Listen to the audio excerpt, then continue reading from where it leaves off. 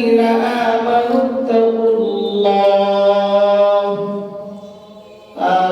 اتقوا الله وقولوا قولا سديدا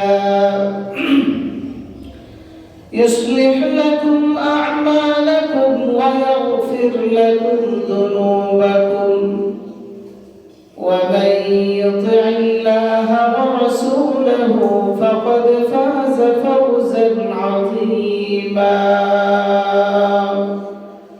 صدق الله العظيم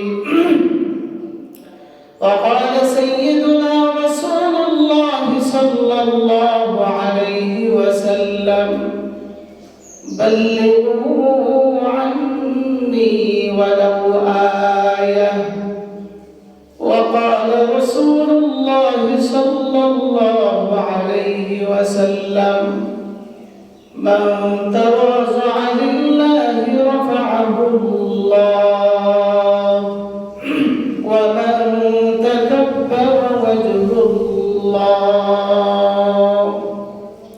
أو كما قال عليه الصلاة والسلام وقال تعالى في شأن حبيبه ومحبوبه ومعشوقه مخبرا وآمرا إن الله وملائكته يصلون على النبي يا أيها الذين آمنوا صلوا عليه وسلموا تسليما اللهم صل على محمد وعلى آل محمد كما صليت على إبراهيم وعلى آل إبراهيم إنك حميد مجيد اللهم بارك على محمد وعلى آل محمد كما باركت على إبراهيم وعلى آل إبراهيم إنك حميد مجيد سبحانك لا علم لنا إلا ما علمتنا إنك أنت العليم الحكيم رب اشرح لي صدري ويسر لي أمري واحلل عقدة من لساني يفقه قولي لا إله إلا الله لا إله إلا الله لا إله إلا الله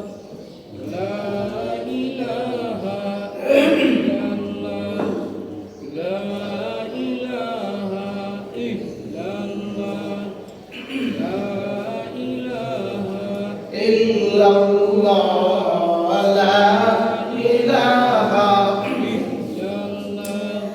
لا إله إلا الله لا إله إلا الله لا إله إلا الله لا إله إلا الله لا إله إلا الله لا إله إلا الله لا إله إلا الله لا إله إلا الله لا إله إلا الله محمد رسول الله صلى الله কত যত্নে পাখি তুমি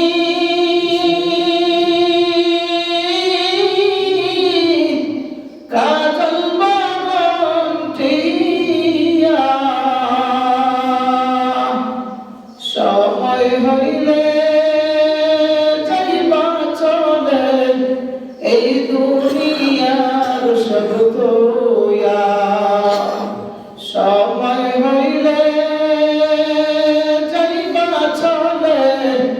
এই দুনিয়ার সব তোয়া দাদা গেল বাবা গেল কেউ তো ফিরে এলো না একই পথের যাত্রী মুরা কেউ তো হবে রব না একই পথের যাত্রী মুরা কেউ তো হবে রব না আত্মীয় স্বজন আসবে সবে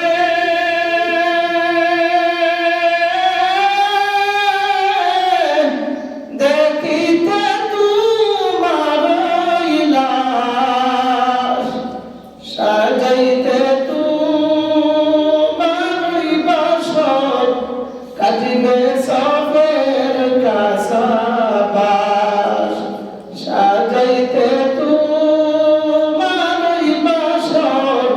কাটিবে সফের কাসাবাস করুণ পানি জাল হইবে গোসলের লাগিয়া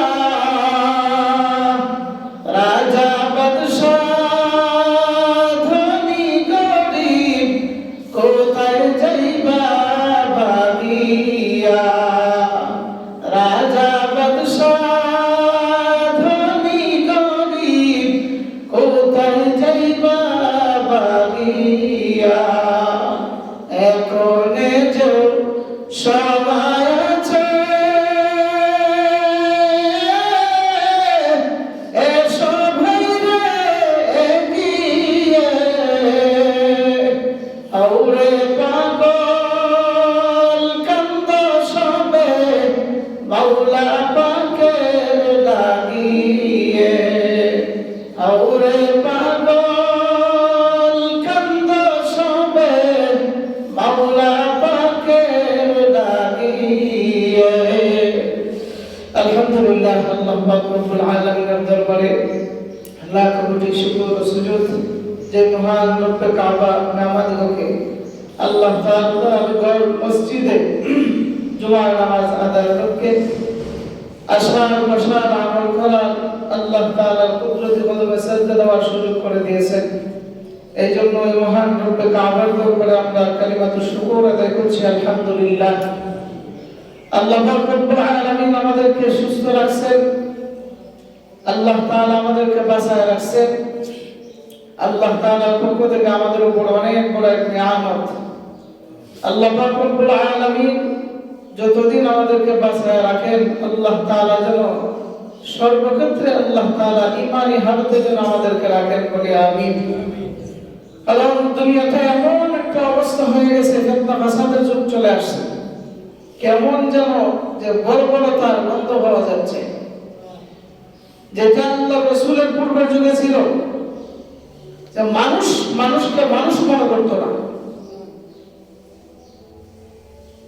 কেউ কাউকে সম্মান করতো না, যার যা মন চায় তাই করে ফেলতো।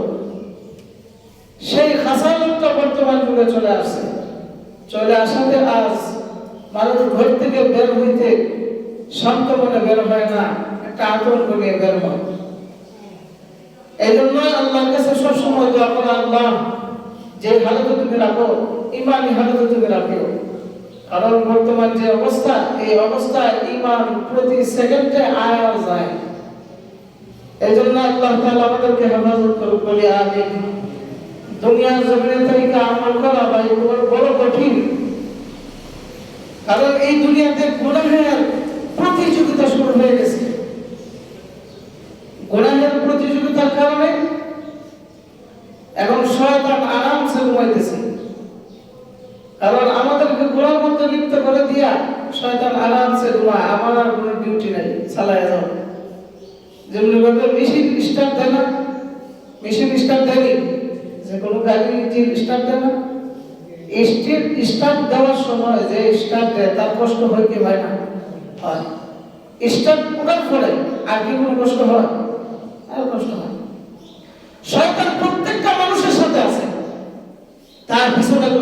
হাঁটতেছে চলতেছে, তার রোগে রোগে চলার মতো ক্ষমতা আল্লাহ তাদেরকে দিয়ে দিয়েছে। তো শয়তান একটা গুনাহ কাজের মধ্যে স্টার্ট দিয়ে দেয়, বাকিটা আমরা চালাই দিই। কিন্তু শেষ পর্যন্ত মেশিন যেমনি ভাবে স্টার্ট দেওয়ার পরে সে চলতে চলতে চলতে তার তেলকে খায়া ফেলায়, তার যে ক্ষুধা ছিল, তার যে ভিতরে আদার ছিল, ওগুলোকে খায়া নষ্ট করে ফেলায়, মোবিলকে খায়া নষ্ট করে ফেলায়। ঠিক তদ্রুপভাবে আপনি আমাদেরকে শয়তান গুনাহ নামক ইঞ্জিন স্টার্ট দিয়ে দিছে, দেওয়ার কারণে আমাদের আমল নামক এই ক্ষুধা শেষ, আমাদের ভিতরে যে কলব নামক যে মূল্যবান জিনিস ওইটাও শেষ, আমাদের ভিতরে যে আল্লাহর ভয় ভীতি ছিল ওইটাও শেষ। তার এইগুলো শেষ হওয়া মানেই আল্লাহর জাহান্নামের দিকে আমরা আগাইতেছি বলে নাউযুবিল্লাহ। এই জন্য এগুলো থেকে ফিরে আসা দরকার। সঠিক পথে চলা, সঠিক পথে চলা, সঠিক কথা বলা, সঠিক মতে চলাফেরা করা, এটা আমাদের জন্য কর্তব্য। আমরা যদি সঠিক পথে চলতে যদি আমরা শুরু করি, এই ক্ষেত্রে যত রকমের সাহায্য দরকার এটা আল্লাহ করবেন, তো আমাদের চেষ্টা করা দরকার। কেউ যদি সঠিক পথে চলে, সঠিক নিয়মে যদি তার জীবনটাকে পরিচালিত করে, আল্লাহ তাআলা আমার তেলাওয়াতকৃত আয়াতে বলেন, ইয়া আইয়ুহাল্লাযীনা আমানু ইয়া আইয়ুহাল্লাযীনা আমানু তাকুল্লাহা ওয়া কুলু কাওলান সাদীদা। আল্লাহ তাআলা বলেন, হে ঈমানদারগণ, তোমরা আল্লাহকে ভয় করো এবং সঠিক কথা বলো, সঠিক পথে চলো। যেই পথটা হলো ইহদিনাস সিরাতাল মুস্তাকিম, সহজ সরল যে পথটা, ওই পথটা তোমরা অতিক্রম করো। দুনিয়ার দিকে মুখটা ফিরিয়ে দিও না। দুনিয়ার দিকে যদি তোমরা মুখটা ফিরিয়ে দাও, তাহলে তোমাদের ঈমান আমল উভয়টাই ধ্বংস হয়ে যাবে। দুনিয়াতে চলাফেরা করা, একদম নম্রভাবে চলাফেরা করা, বিনয়ীভাবে চলাফেরা করা। বিনয়ীভাবে যদি আমরা আমাদের জীবনকে পরিচালনা করতে পারি, তো আল্লাহ পাক রব্বুল আলামিন আমাদের ইজ্জত সম্মানকে আল্লাহ তাআলা বাড়ায় দিবেন, সুবহানাল্লাহ। আর যেই ব্যক্তি দুনিয়াতে নম্র ভদ্রভাবে চলাফেরা করে, ওই ব্যক্তিটা আল্লাহর দরবারে মকবুল বান্দা হিসেবে গণ্য হয়ে যায়, সুবহানাল্লাহ। আল্লাহর মুমিন বান্দা যারা আছে তাদের একটা গুণ আছে, তারা দুনিয়াতে যখন চলাফেরা করে তখন তারা বিনয়ীভাবে চলাফেরা করে। আল্লাহর পয়গম্বর হযরত সুলাইমান আলাইহিস সালাতু ওয়াস সালামকে আল্লাহ পাক রব্বুল আলামিন একটা মুজিজা দিয়েছিলেন। যে মুজিজাটা হলো আল্লাহ তাআলা তাকে একটা তখ্ত সুলাইমানি দিয়েছিলেন, যে এটা দিয়ে সে চলাচল করত। উপরে কোনো ছাদ ছিল না, একটা তক্তার উপর বসে থাকতেন। আর এই তক্তাটা আল্লাহ পাক রব্বুল আলামিনের কুদরতিভাবে সারা পৃথিবীটাকে পরিচালনা করতেন সুলাইমান পয়গম্বর, সুবহানাল্লাহ। সাত সারা গাড়ি দুনিয়াতে, সাত সারা গাড়ি আছে না নাই? প্রাইভেট কার দেশে ওখানে সাত নাই, এমন আছে না? আল্লাহ তাআলা সুলাইমান পয়গম্বরকে তখ্ত সুলাইমানি দিয়েছিলেন। সুলাইমানিতে এই তখ্ত সুলাইমানির মধ্যে সুলাইমান পয়গম্বর বসিয়া যখন আরোহণ করেন, তখন মাথাটা উঁচু করিয়া করিয়া একটু দাম্ভিকের নিয়ে অহংকার নিয়ে বসা আছেন, আর এদিক সেদিক তাকাইতেছে। এমনি হঠাৎ করে দেখা যায় যে আল্লাহর মাখলুকগুলা নিজ দিক দিয়ে দেখা যাইতেছে, সুবহানাল্লাহ, নিজ দিক দিয়ে দেখা যাইতেছে। সুলাইমান পয়গম্বর পরের দিন আবার তাদেরকে নিয়ে যখন আবার চলাফেরা করতেছে, হঠাৎ করে দেখা যায় গতকালকে সুলাইমান পয়গম্বর মাথা উঁচু করে দাঁড়াইয়া সমস্ত মাখলুকগুলোকে দেখাশোনা করতেছিলেন। আর মনের মধ্যে একটা অহংকারী ভাব ছিল, মনের মধ্যে যে আমি মালিক, গোটা রাজ্যের রাজা, গোটা পৃথিবীর পরিচালনা করার জন্য আল্লাহ তাআলা আমাকে নিযুক্ত করেছেন, আমি সবকিছু পরিচালনা করি। তার ভিতরে একটা বড় একটা গুণ ছিল, এটা তাকার যে গুণটা দিয়ে, যে গুণটা সমস্ত মাখলুক এবং মানুষরা দেখছিল, কিন্তু দেখা যায় গতকালকের ন্যায় আজকে ওই গুণটা তার ভিতরে আর নাই, সুবহানাল্লাহ। এমনি বলতেছেন সুলাইমান পয়গম্বরের সহচর যারা আছে, ও সুলাইমান পয়গম্বর, গতকালকে দেখলাম আপনি উঁচু করে সুন্দর করে বসিয়া সমস্ত মাখলুকগুলো পরিচালনা করতেছেন, দেখতেছেন। আজকে দেখা যায় আপনি তখ্ত সুলাইমানিতে বসছেন ঠিকই, কিন্তু মাথা উঁচু করেন না, আপনি মাথা নিজ দিক দিয়ে বসা আছেন। তার কারণটা কি জানতে চাই? সুলাইমান পয়গম্বর বলে, তোমরা এটা জানার দরকার নাই, কারণ আমরা জানতেই বল, যেহেতু আপনার সঙ্গে চলাফেরা করি, এটা না জানলে আমাদের ভিতরে শান্তি আসে না। সুলাইমান পয়গম্বর বলেন, আমি কেন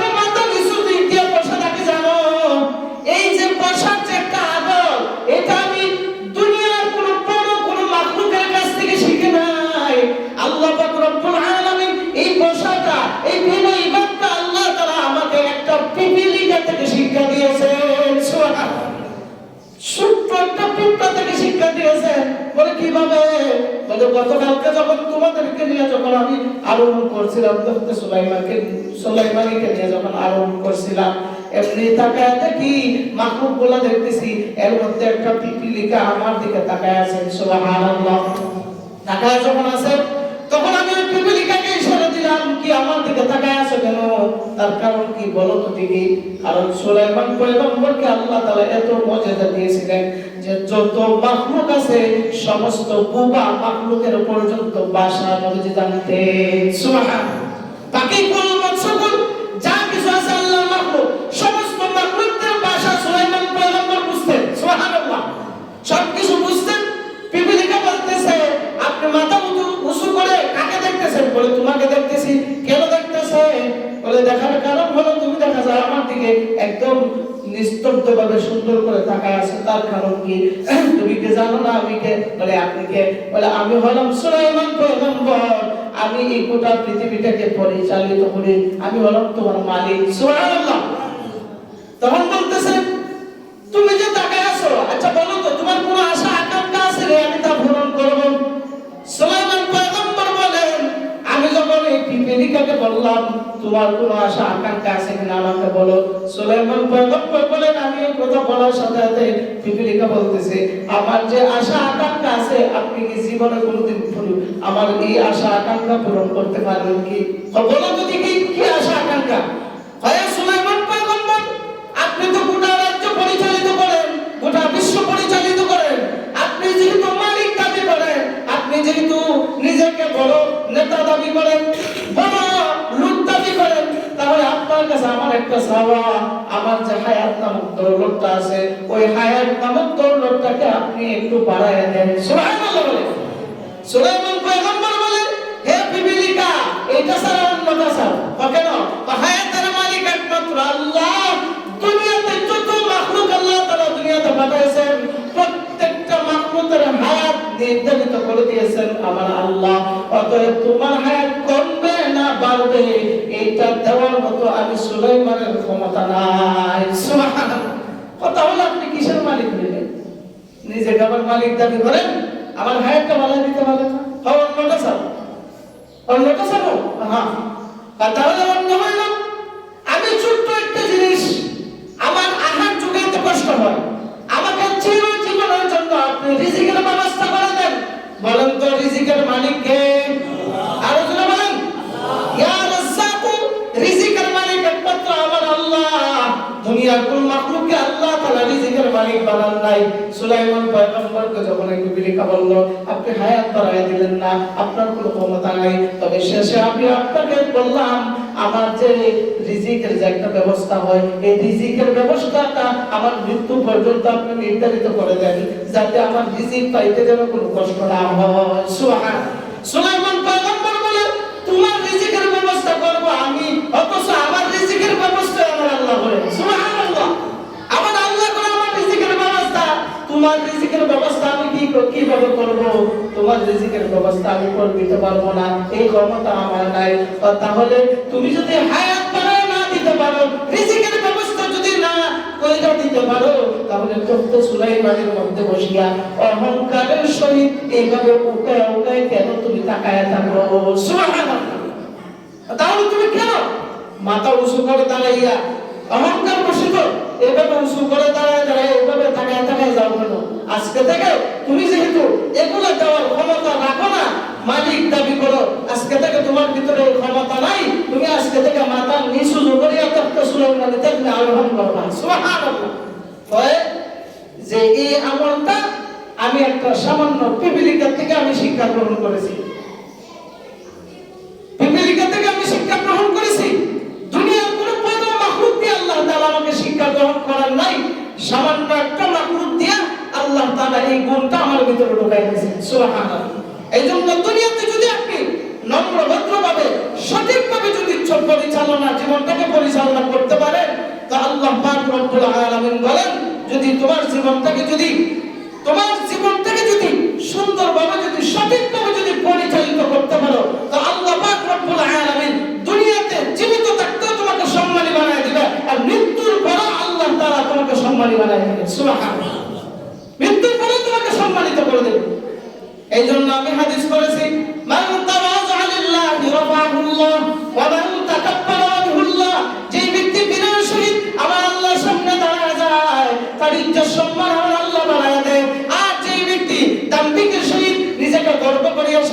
হয়ে যায়, আল্লাহ তাআলা বলেন তাকে আমি নেস্তেনাবুদ করে দিই। বলেন নাউযুবিল্লাহ, তাকে আমি নেস্তেনাবুদ করে দিই।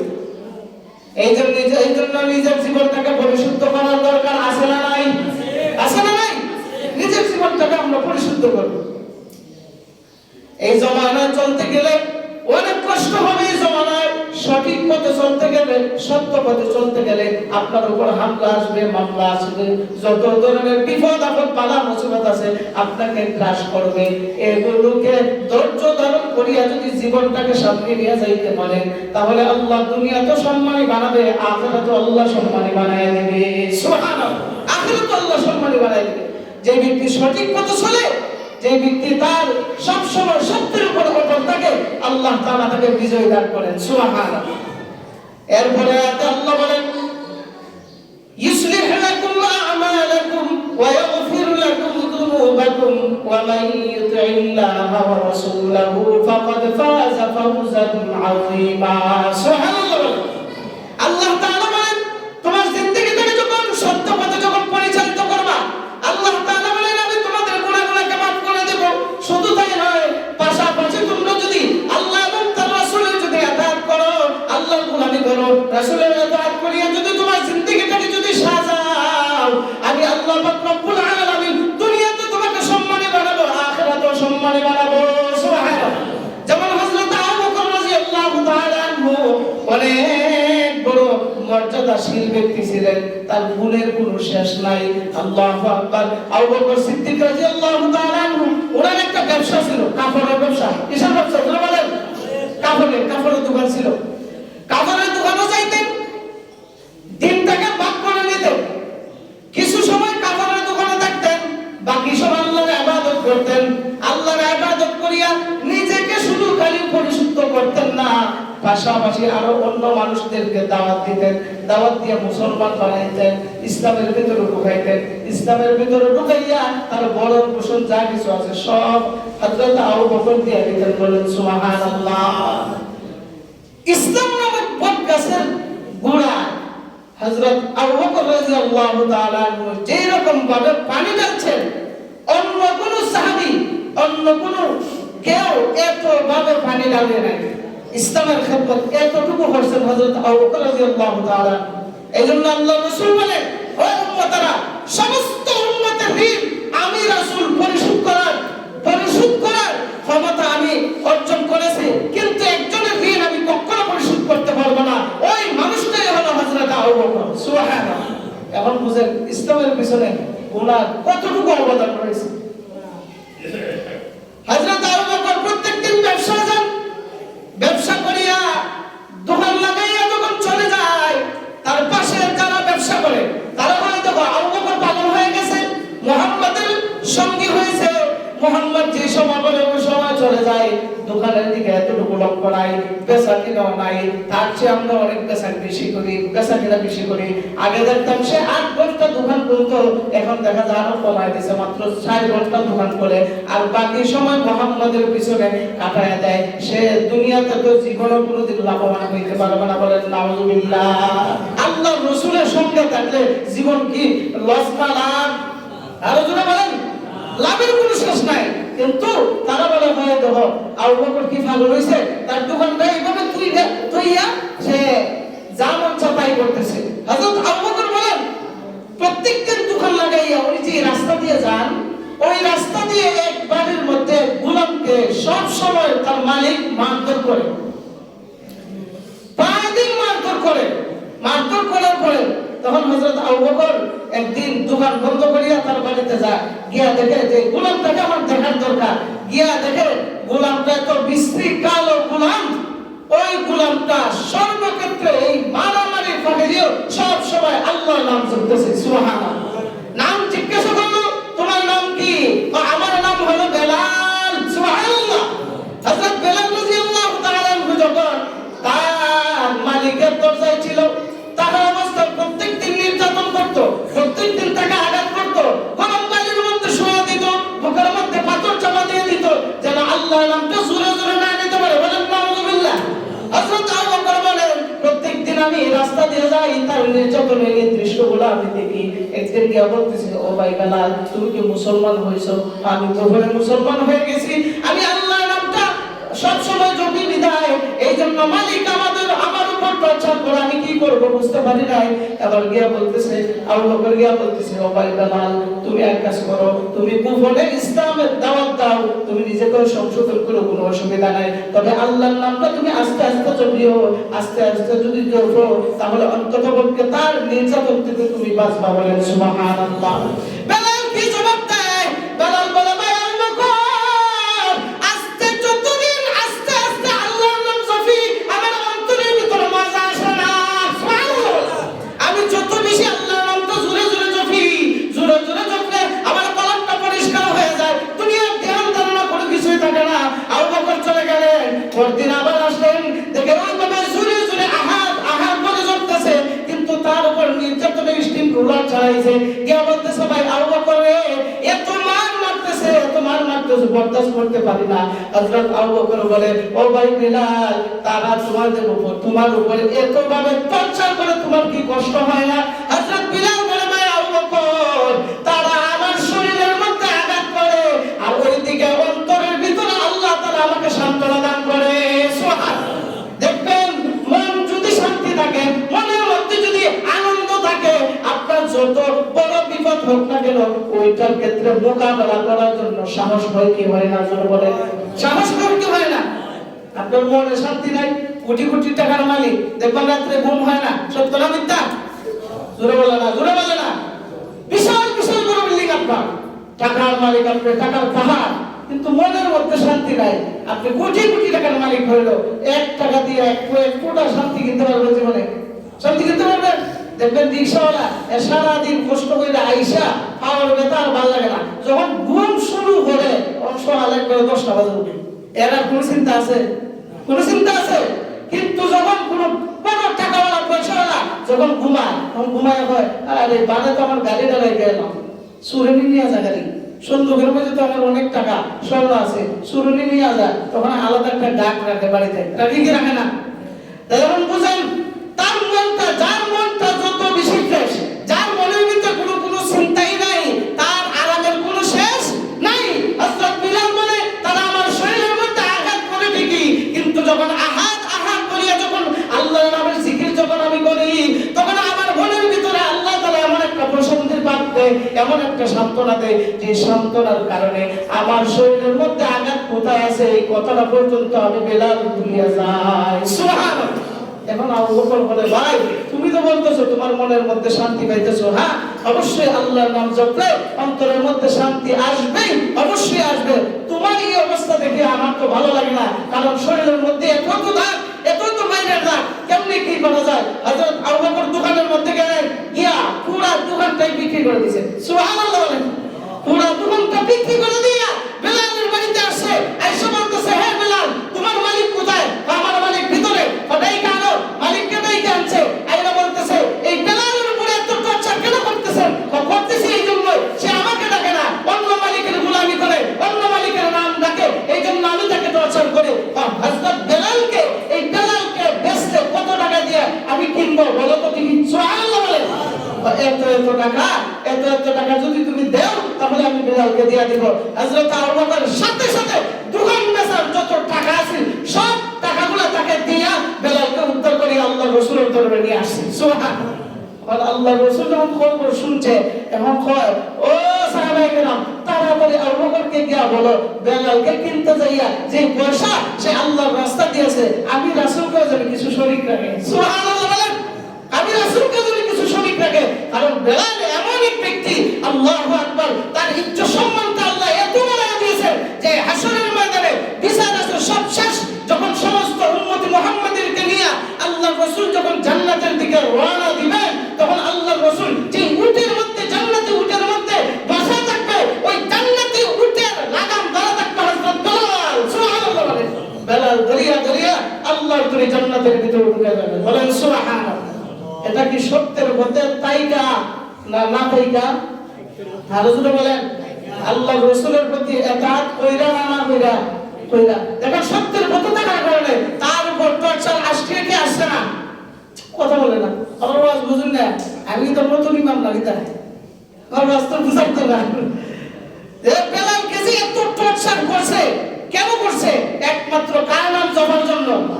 আর যদি বলেন কার কথা শোনার জন্য? রাসূলের কার কথা? আল্লাহর রাসূল বলেন ওমাই ইউতিল্লাহ ওয়া রাসূলহু ফাকাদ ফাযা ফাওজান আযীমা। যে ব্যক্তি আল্লাহর রাসূলের ইতাআত করবে, আল্লাহর রাসূলের কথা শুনিয়া চলবে, কথা মানিয়া চলবে, তো আল্লাহ তাআলা দুনিয়াতে তো ইচ্ছা সম্মান আল্লাহ বাড়ায় দেয়, আখিরাতে বাড়ায় দিয়েছে। যেমনি ভাবে বেলাল দুনিয়াতে কত বড় নির্যাতন থেকে আল্লাহ তাআলা উদ্ধার করে আল্লাহর রাসূলের দরবারে পাঠিয়ে দিয়েছে। এতই শেষ নয়, ওই বেলাল এত ইচ্ছা সম্মান অর্জন করেছে যে হাসরের মাঠে আল্লাহর রাসূলের জান্নাতে উঠে লাগাম ধরে ধরে আল্লাহ জান্নাতে যাবে। সুবহানাল্লাহ। দুনিয়াতে আল্লাহ লাভবান করে, আখিরাতে আল্লাহ লাভবান করে। ওই ব্যক্তি দুনিয়াতে পয়সা থাকলো না, আবার মৃত্যু যখন করে তখন আল্লাহর পুরো আরশটাকে আল্লাহ তাআলা খামায় দেয়। সুবহানাল্লাহ। আল্লাহর রাসূল বলেন দুনিয়ার কোন আল্লাহর মুমিন বান্দা যখন দুনিয়া থেকে বিদায় নিয়ে যায়, বিদায় নেওয়ার সাথে সাথে ইহতাজ্জা আরশুর রহমান, আল্লাহর আরশের মধ্যে একটা লাড়া দেয়। সুবহানাল্লাহ বলেন। ইহতাজ্জা আরশুর রহমান, আরশের মধ্যে একটা লাড়া দেয়। আর বলে আল্লাহর মুমিন বান্দা, আল্লাহর মুমিন বান্দা বিদায় হয়ে গেছে। বাকাতিস সামাওয়াতু ওয়াল আরদ, আসমান এবং জমিনের মধ্যে কম্পন সৃষ্টি হয়। সুবহানাল্লাহ। কম্পন সৃষ্টি হয়। আল্লাহর মুমিন বান্দা বিদায় হয়ে গেছে, তখন আসমানের ফেরেশতারা তাকে ইস্তিকবাল জানাইতে জানাইতে দুনিয়ার নামক এই নিয়ামত থেকে তাকে ইস্তিকবাল জানাইতে জানাইতে জান্নাতের ভিতরে নিয়ে যায়। সুবহানাল্লাহ। তার দাম বাড়ছে কি বাড়ছে না? সত্যের প্রতি যারা থাকবে তাদের বিজয় কে দান করবেন? জোরে বলেন আল্লাহ। আর জোরে বলেন আল্লাহ। সত্যের প্রতি যারা থাকবে না, তারা এই সত্যটাকে যত গোপন করিয়ে রাখো, প্রকাশ করে কে দেয়? আর জোরে বলেন কে দেয়? আপনারা জানেন আমাদের এক ভাই উসমান হাদি, শরীফ উসমান হাদি, তাকে গুলি করা হয়েছে। দেখছেন কি দেখছেন না? দেখছেন কি দেখছেন না?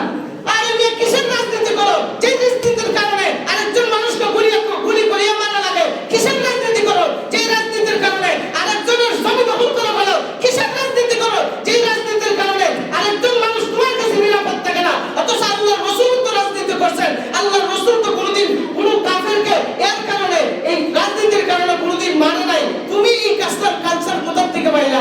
এই মন মানসিকতা যতদিন পর্যন্ত ভেতর থেকে না সরাবেন, আল্লাহর কসম করে বলি এই দুনিয়াতে কোরআনের আইন কায়েম হবে না। ঠিক না? কি বলেন? আর জোরে বলেন। যদি দেশের মধ্যে শান্তি আসতেই হয়, আল্লাহর কালামের আইনের বিকল্প, আর জোরে বলেন বিকল্প।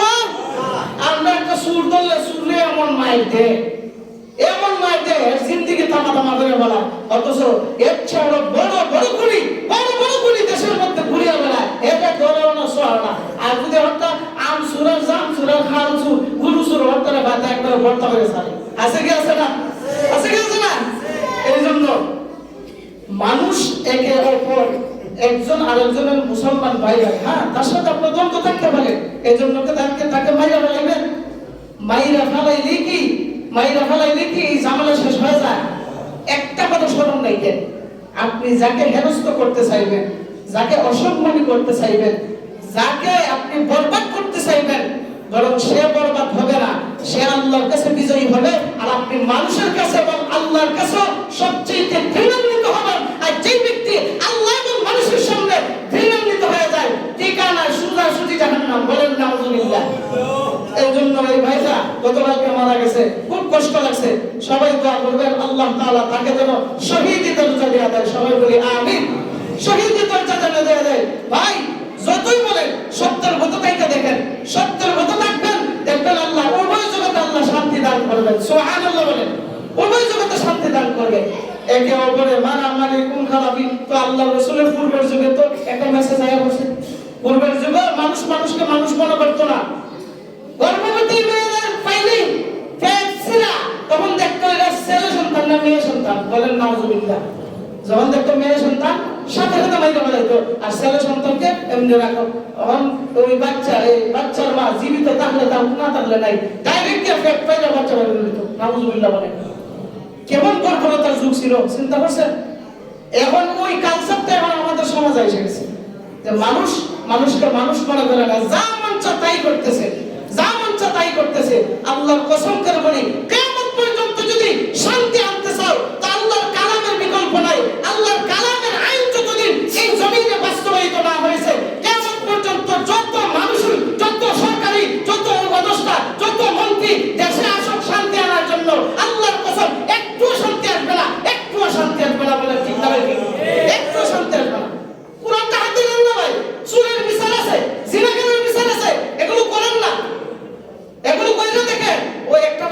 দেখছি আল্লাহ রাসূলকে গালি দিছে, বলেন নাউজুবিল্লাহ। হ্যাঁ, ওই জাতের বিচার করা দরকার। সব ক্ষেত্রে তুমি আইন করো, অসুবিধা নাই, কিন্তু আল্লাহ এবং আল্লাহর রাসূলকে যারা গালি দেয়, আল্লাহ এবং আল্লাহর রাসূলের চরিত্র নিয়ে যারা কথা হয়, তাদেরকে মাইরা ল্যাংটা করিয়া ল্যাম্পপোস্টের সাথে ঝুলানোর দরকার আছে না নাই? আছে না নাই? সব ক্ষেত্রে আপোষ আছে, কিন্তু আল্লাহ এবং আল্লাহর রাসূলের বিরুদ্ধে কোন কুলাঙ্গারের বাচ্চা যদি কোন গালি দেয়, তার ক্ষেত্রে কোনো আপোষ নাই। ঠিক না ঠিক? কোনো আপোষ নাই, ডাইরেক্ট তাকে খুন করা দরকার। কারণ আমার কথা না, আল্লাহ রাসূল হাদিসের মধ্যে বলেছেন, মান সাব্বা নাবিয়ান ফাকতুলু, যে কোন বান্দা যদি আল্লাহ এবং তার রাসূলকে নিয়ে যদি কটূক্তি করে, সুজার কোনো কথা নাই, ফাকতুলু, ডাইরেক্ট কতল করে মারো। সুবহানাল্লাহ বলেন। এইজন্য আল্লাহ এবং তার রাসূলকে নিয়ে যদি কেউ কটূক্তি করে, আমরা ন্যূনতম পরিমাণ আমাদের ভিতরে ঈমান থাকা সত্ত্বেও আমরা মেনে নিতে পারবো? মেনে নিতে পারবো? আল্লাহ এবং তার রাসূলকে আমরা কলিজা দিয়ে মহব্বত করি কি করি না?